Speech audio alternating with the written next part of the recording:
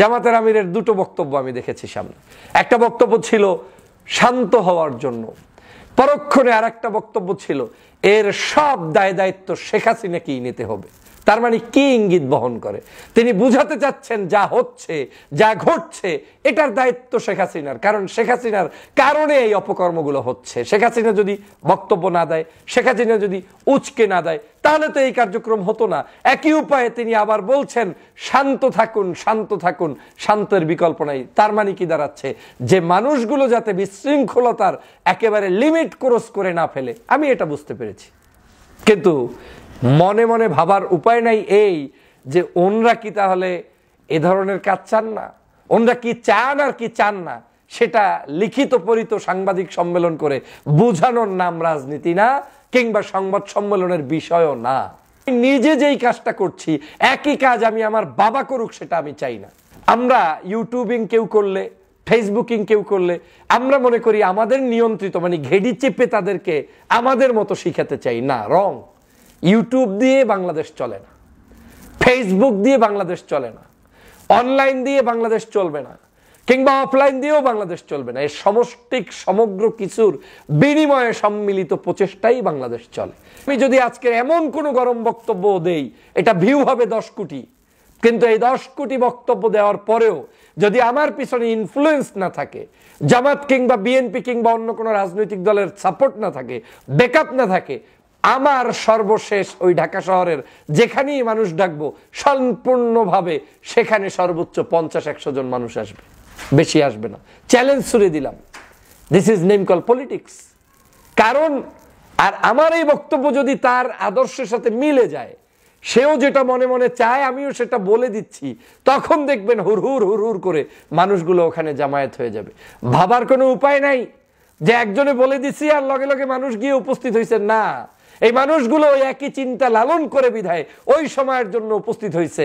আজকে পারলে আপনি ঢাকা শহরে কারো ঘর ভাঙচুর করতে মানুষ ডাকেন, চ্যালেঞ্জ ছুড়ে দিলাম 5 জন মানুষও আপনি পাবেন না। আমাদের এই ডাকগুলোরও বিশেষ সিজন আছে।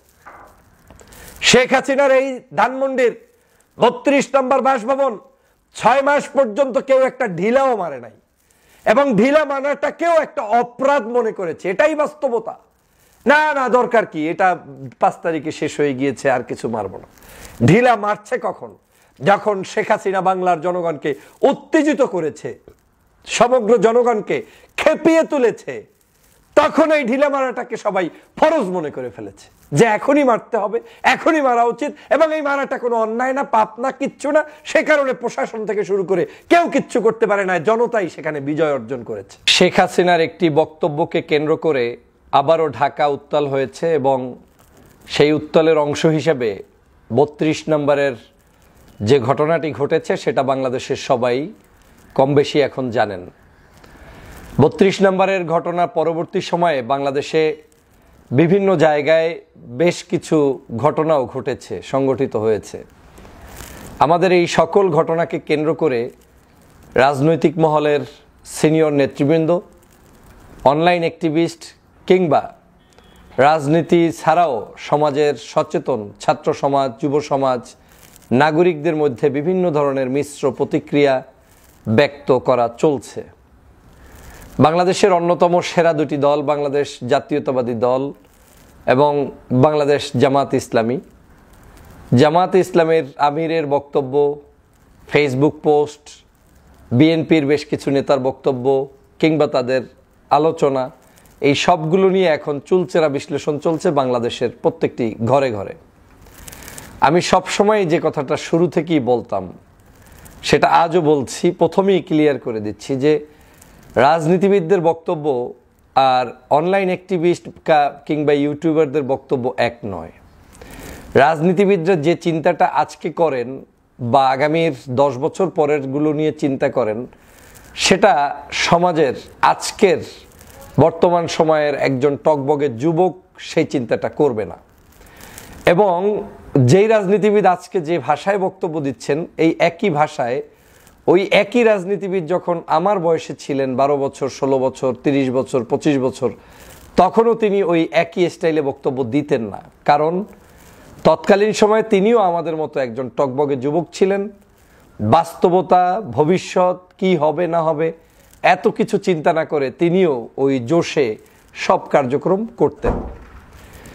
বাংলাদেশের সমস্যাটা হচ্ছে আমরা সবকিছু তালগোল পেকিয়ে ফেলি। পৃথিবীর সব মানুষকেই আমার মতো করতে পছন্দ করি, কিন্তু আমি যেটা করছি এটাই রাইট মনে করে সবাইকে মনে করি যে সেও আমার মতো করুক, যেটার আমি ব্যক্তিগতভাবে ঘোরতর বিরোধী। এজন্য বিরোধী, একটা সমাজে যেমন একজন মুরব্বী থাকে, এই সমাজে একজন যুবকও থাকে, এই সমাজে একজন কিশোরও থাকে। একটা সমাজে যেমন একজন নায়িকা থাকে, এই সমাজে একজন ইমামও থাকে, এই সমাজে একজন পুরোহিতও থাকে। সমাজটা কখনোই আপনার একক নিজের চিন্তায় পরিচালিত হবে না। একজন হিন্দু মানুষ যদি হিন্দু ধর্ম পালন করে, অ্যাট দ্য সেম টাইম মুসলমান যখন সেটাকে রেসপেক্ট করে এবং তাকে অ্যালাউ করে, দ্যাট মিনস এই সমাজের এটা দাবি যে প্রত্যেকটি জাতি, গোষ্ঠী, ব্যক্তি তার স্বাধীনতা ব্যক্তিগতভাবে লালন করতেই পারে। আমি এই প্রসঙ্গগুলো কেন আনছি? এটা আনছি এজন্য, ভবিষ্যৎ বাংলাদেশ বিনির্মাণের জন্য আমাদেরকে, আগামীর বাংলাদেশের জন্য এই সর্বশ্রেণীর মানুষদের মতামতকে, গ্রহণযোগ্য ব্যক্তিদের মতামতকে, কিংবা সমাজের যত প্রতিষ্ঠিত অর্গান রয়েছে তাদের মতামতকে গুরুত্ব দিয়ে তারপরে আগাতে হবে। আমাদের রকচাটা মনোভাব যেন এমন না হয় যে আমরা প্রত্যেকটা কাজেরই রিয়াকশন দেখাতে যাব, তাহলে আমাদের মূল অ্যাচিভ কিছুই হবে না। আমরা তখন গর্তের ভিতরে পড়ে যাব, উদ্ধার করার জন্য কিন্তু আমাদের কোনো মানুষ পাশে পাবো না।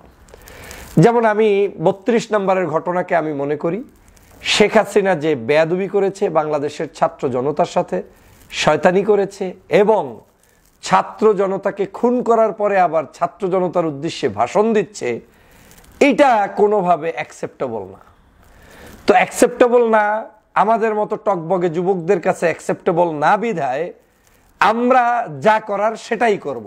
এটার জন্য কারো কোনো হুকুম লাগবে না, কে নির্দেশ দেবে কে দেবে না এটা দেখার বিষয় থাকবে না, জেলে যাব কি যাব না এটা মাথায় থাকবে না, কি আমার করতে হবে কি আমার হবে এটা আমার দেখার বিষয় না, আমার উপরে কি হচ্ছে তাও আমার দেখার বিষয় না। কারণ আমাকে তিনি সংক্ষুব্ধ করছে, আমার বন্ধুকে তিনি মেরেছেন, আমি আমার দায়িত্ব সে কারণে পালন করব। আর তাই হয়েছে, বাংলাদেশের কোনো নেতৃত্ব ছাড়াই এই যে 5ই ফেব্রুয়ারির যেটা ঘটেছে, এটা 5ই আগস্টের চাইতেও নেতৃত্বহীন একটি কার্যক্রম সংগঠিত হয়েছে। মানে এখানে কোনো নেতা টেতা নাই, সবাই নেতা, সবাই গিয়ে সেখানে করেছে। অতএব এটা একটি সামষ্টিক সার্বজনীন সকল দলমত শ্রেণী পেশার মধ্য থেকেই মানুষগুলো ওই বিভিন্ন শ্রেণী পেশার, কিন্তু সেই মানুষগুলোই যার যার চিন্তার আলোকে একক সিদ্ধান্তে এখানে এসে দাঁড়িয়েছে। সামনে না আছে জামাত, না আছে বিএনপি, না আছে ছাত্র আন্দোলনের একেবারে শীর্ষ পর্যায়ের নেতা, না আছে ভিন্ন কিছু, কিন্তু তারা এসে দাঁড়িয়েছে। অর্থটা দাঁড়াচ্ছে যে সংক্ষুব্ধ যখন হবে তখন সবাই দাঁড়াবে। অ্যাট দ্য সেম টাইম যারা রাষ্ট্রের 50 বছর পরেও রাজনীতি কি হতে পারে, আগামীকালকের দেশ কেমন হতে পারে সে নিয়ে চিন্তা করেন এবং রাজনীতিবিদ হিসেবে রাজনীতি করেন, তিনি তাদের জায়গায় ফেসবুকে স্ট্যাটাস আমার মতো দেবেন না। যেমন জামাতের আমির সাহেবের বক্তব্য যদি আমার মতো হয় তাহলে তিনি আমির হওয়ার যোগ্যতা রাখেন না। আবার আমি যেটা হচ্ছি বা করছি এটা যদি তার আচরণে প্রকাশ পায় তাহলে তো তিনি আমার মতো হয়ে গেলেন, তিনি তো আর আমির হলেন না।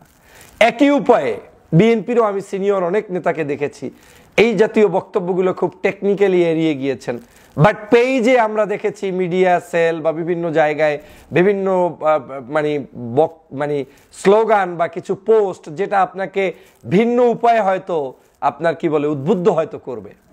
বিভিন্ন জামাত মাইন্ডেড মানুষদের পোস্ট হয়তো এমনভাবে আসছে উদ্বুদ্ধ করবে। আমি ছাত্র নেতাদের পোস্ট দেখেছি, কেউ লিখছেন ঈদ মোবারক, কেউ লিখছেন উৎসব চলুক, উৎসব হোক না, এই যে বিভিন্নভাবে বা আজ রাতেই একটা কিছু হয়ে যাবে, এটা কিন্তু কোনো সরাসরি কোনো নির্দেশনা নয়, কিন্তু এটা ইঙ্গিত বহন করে যে something is going to B.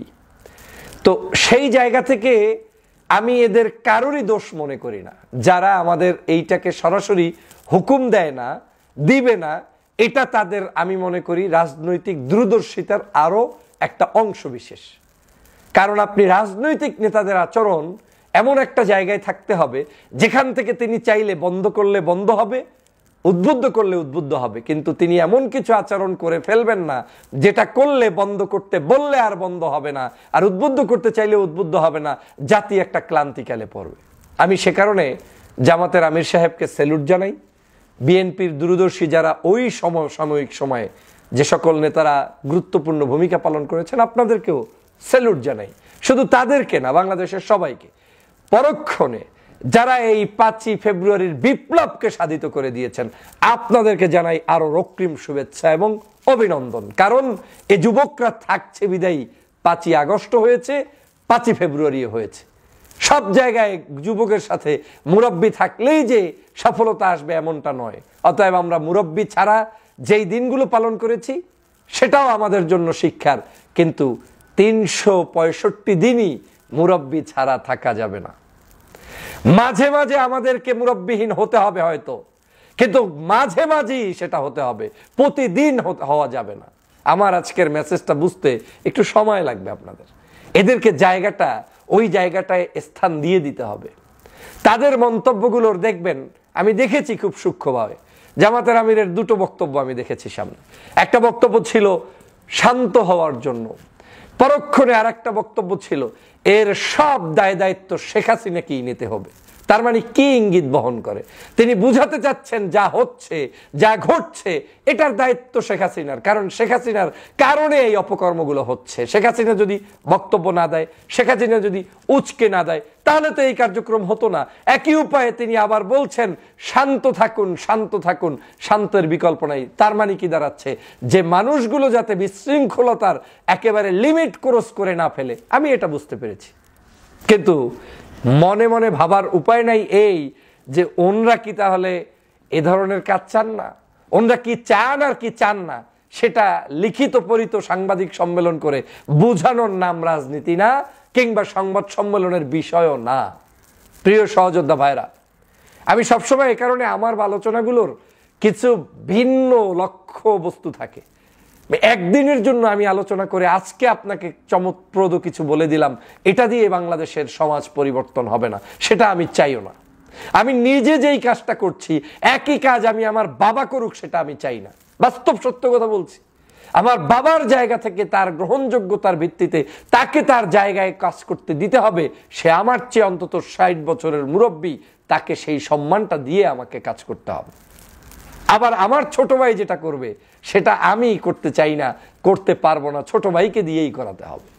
আমার এই কথাগুলোর মধ্যে অনেকগুলো মেসেজ আছে। বাংলাদেশে আমরা সবসময় একটা কাজ করি, আমরা ইউটিউবিং কেউ করলে, ফেসবুকিং কেউ করলে আমরা মনে করি আমাদের নিয়ন্ত্রিত, মানে ঘেড়ি চেপে তাদেরকে আমাদের মতো শিখাতে চাই। না, রং। ইউটিউব দিয়ে বাংলাদেশ চলে না, ফেসবুক দিয়ে বাংলাদেশ চলে না, অনলাইন দিয়ে বাংলাদেশ চলবে না, কিংবা অফলাইন দিয়েও বাংলাদেশ চলবে না। এই সমষ্টিক সমগ্র কিছুর বিনিময়ে সম্মিলিত প্রচেষ্টাই বাংলাদেশ চলে। ইউটিউব উদ্বুদ্ধ করতে পারে, ফেসবুক উদ্বুদ্ধ করতে পারে, আমার একটা বক্তব্য আপনাকে উদ্বুদ্ধ করতে পারে।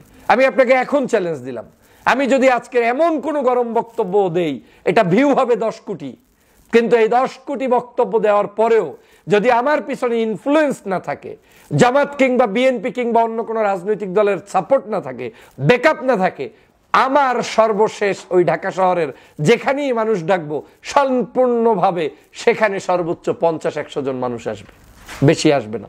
চ্যালেঞ্জ ছুড়ে দিলাম। This is name call politics. কারণ আর আমার এই বক্তব্য যদি তার আদর্শের সাথে মিলে যায়, সেও যেটা মনে মনে চায় আমিও সেটা বলে দিচ্ছি, তখন দেখবেন হুড়হুড় হুড়হুড় করে মানুষগুলো ওখানে জামায়াত হয়ে যাবে। ভাবার কোনো উপায় নাই যে একজনে বলে দিচ্ছি আর লগে লগে মানুষ গিয়ে উপস্থিত হয়েছে। না, এই মানুষগুলো ওই একই চিন্তা লালন করে বিধায় ওই সময়ের জন্য উপস্থিত হয়েছে। আজকে পারলে আপনি ঢাকা শহরে কারো ঘর ভাঙচুর করতে মানুষ ডাকেন, চ্যালেঞ্জ ছুড়ে দিলাম 5 জন মানুষও আপনি পাবেন না। আজকে পারলে আপনি ভারতের বর্ডারে কিংবা আর এক জায়গায় একটা লং মার্চ পেতে দেন, আন্দাজে কুন্দাজে আপনি পাতবেন, সে লং মার্চ জমবে না, বাসে মানুষ পাবেন না, লঞ্চে মানুষ যাবে না। এটা হচ্ছে বাস্তবতা। আবার একই জিনিসে সবাই যাবে। যেদিন ওই এমিলিয়াস আলী সাহেবের লং মার্চ ছিল, তিনিও লালন করেছেন, অ্যাট দ্য সেম টাইম জামাত শিবিরও লালন করেছেন, হেফাজতও লালন করেছেন। দেশ বিদেশি সকল ষড়যন্ত্রের বিরুদ্ধে আমাদের ঐক্যবদ্ধ হতে হয়েছে। সেদিন কিন্তু মানুষ সেখানে গিয়েছে, কিংবা মাওলানা ভাসানীর সেই ডাকে মানুষ গিয়েছে। আবার আরেকদিন হয়তো আমার মতো আপনার মতো ইউটিউব ফেসবুকে যারা কথা বলে তার ডাকেও যাবে, কিন্তু ডাকটা হতে হবে বিশেষ, সামষ্টিক, সকলের ব্রেইনে যখন চায় সেই সমসাময়িক সময়ের ডাকি সবাই মিলে অ্যাকসেপ্ট করে। তার মানে কি প্রমাণ হলো? প্রমাণ হলো যে আমাদের এই ডাকগুলোরও বিশেষ সিজন আছে। শেখ হাসিনার এই ধানমন্ডির ৩২ নম্বর বাসভবন ৬ মাস পর্যন্ত কেউ একটা ঢিলাও মারে নাই, এবং ঢিলা মানাটাকেও একটা অপরাধ মনে করেছে। এটাই বাস্তবতা। না না, দরকার কি, এটা ৫ তারিখে শেষ হয়ে গিয়েছে, আর কিছু মারব না। ঢিলা মারছে কখন? যখন শেখ হাসিনা বাংলার জনগণকে উত্তেজিত করেছে, সমগ্র জনগণকে খেপিয়ে তুলেছে, তখন এই ঢিলা মারাটাকে সবাই ফরজ মনে করে ফেলেছে, যে এখনই মারতে হবে, এখনই মারা উচিত, এবং এই মারাটা কোনো অন্যায় না, পাপ না, কিচ্ছু না। সে কারণে প্রশাসন থেকে শুরু করে কেউ কিচ্ছু করতে পারে না, জনতাই সেখানে বিজয় অর্জন করেছে। অতএব আমাদেরকে রাজনৈতিক সমীকরণ বুঝে মন্তব্য কিংবা কারো বিরুদ্ধাচরণ কিংবা কারো পক্ষের বক্তব্য দেওয়া উচিত। আমি মনে করি রাজনীতিবিদরা যেন কোনো ইউটিউব, ফেসবুক, অনলাইনের উপর নির্ভর না হয়। তারা তাদের রাজনৈতিক চর্চা করে যাবে। একজন ব্যক্তি ভিন্ন উদ্দেশ্যেও অনেক কাজ করতে পারে। একজন ইউটিউবের যে তার উদ্দেশ্য থাকতে পারে দেশপ্রেম, উদ্দেশ্য পারতে পারে ব্যক্তিগত উদ্দেশ্য থাকতে পারে অনেক কিছু।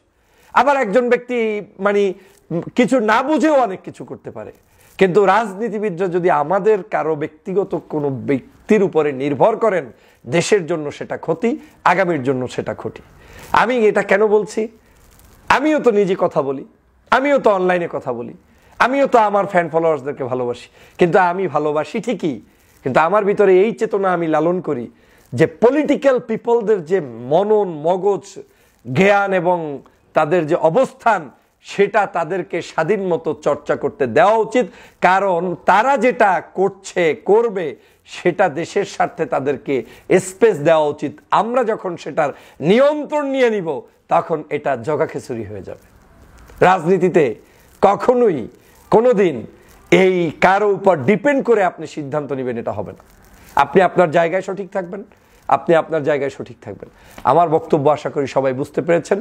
আমার বক্তব্যের একেবারে শেষ মেসেজ হচ্ছে এই: আমাদের এই সমাজে সব লাগবে।